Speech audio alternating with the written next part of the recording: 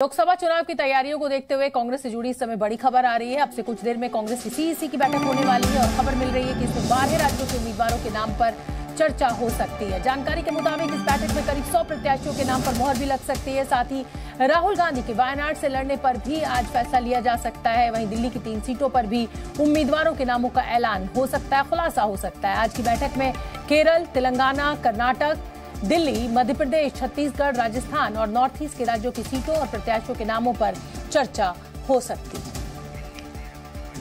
दिल्ली से रवि त्रिपाठी मेरे साथ लाइव जुड़ रहे हैं इसी बड़ी खबर पर। रवि, बताइए सीईसी बैठक को लेकर क्या अपडेट आपके पास है? देखिए, खबर जब ऐलान हो जाएगा तब तो सबको पता चल जाएगी। अब आप तो ऐसे रिपोर्टर हैं जो भीतर तक अपनी पहुंच रखते हैं, तो कुछ जरा खुलासा कीजिए, कुछ बताइए ब्रेकिंग न्यूज हमारे दर्शकों को।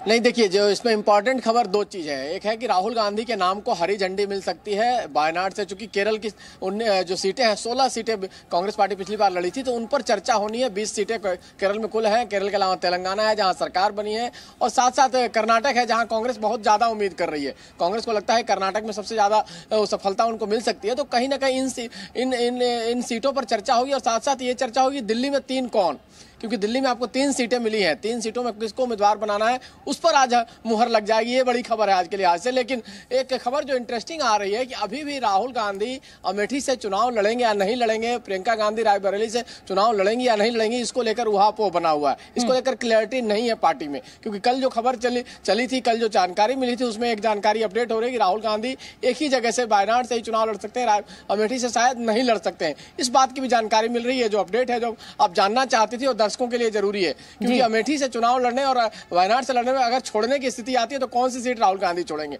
अगर राहुल गांधी अमेठी से हार जाते हैं और प्रियंका गांधी रायबरेली से जीत जाती है तो इसका मैसेज गलत जाए। तो तमाम तरह की चर्चा है। इस वजह से कहीं ना कहीं पार्टी थोड़ी उहापोह की स्थिति में है, लेकिन फिर भी तैयारी पूरी है। राहुल गांधी रैली कर रहे हैं। आज भी राहुल गांधी ने देखिए कई सारे ऐलान किए हैं। बड़े बड़े 30 लाख लोगों को रोजगार देने की बात की जा रही है, तमाम तरह के न्याय स्कीम की बात की जा रही है, सब सारी बातें की जा रही है। लेकिन जनता को ये बातें कितनी पसंद आएगी, क्योंकि 2014 और 2019 में तमाम तरह के वायदे किए थे, जनता ने उनको एक्सेप्ट नहीं किया। इस बार जनता कैसे एक्सेप्ट करती है और कितना एक्सेप्ट करती है राहुल गांधी की बातों को, यह देखना जरूरी होगा। बिल्कुल ठीक है रवि त्रिपाठी, आपने अब अमेठी और रायबरेली का जिक्र कर दिया है, और मुझे लगता है कि अगर अमेठी से राहुल गांधी लड़ते हैं तो कहीं ना कहीं काडर के लिए एक बहुत स्ट्रांग संदेश होगा। और इसीलिए शायद कांग्रेस के ज्यादातर नेताओं से अगर आप ऑफ रिकॉर्ड बात कीजिए तो वो ये कह भी रहे हैं कि राहुल गांधी को यहां से लड़ना चाहिए, और राहुल गांधी लड़ेंगे भी। इसको लेकर आप क्या कहेंगे? नहीं, बिल्कुल आप सही कह रहे हैं। खाली कैडर नहीं, आप मैदान छोड़ के भागने से एक संदेश अलग गया है, और लगातार बीजेपी आरोप भी लगा रही है कि देखिए भाग गए राहुल गांधी, आते नहीं है अमेठी। और ऐसा नहीं है, इतिहास में कांग्रेस के कई नेता वहां से हारे हैं, गांधी परिवार के, अमेठी से।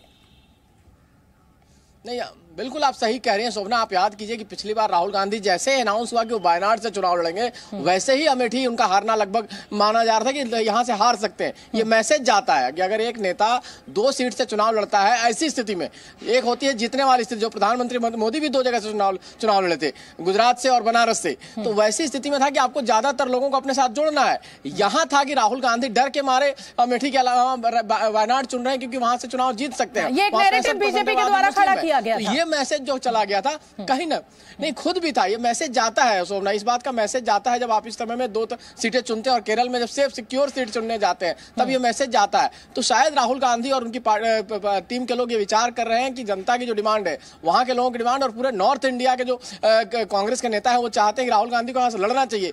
भले हार हो या जीत हो, लेकिन उस लड़ने का एक मैसेज जाएगा। गांधी परिवार उस सीट पर काबिज है, लड़ेगा, लड़ता रहेगा। आज नहीं जीत तो होगी, लेकिन लड़ना चाहिए।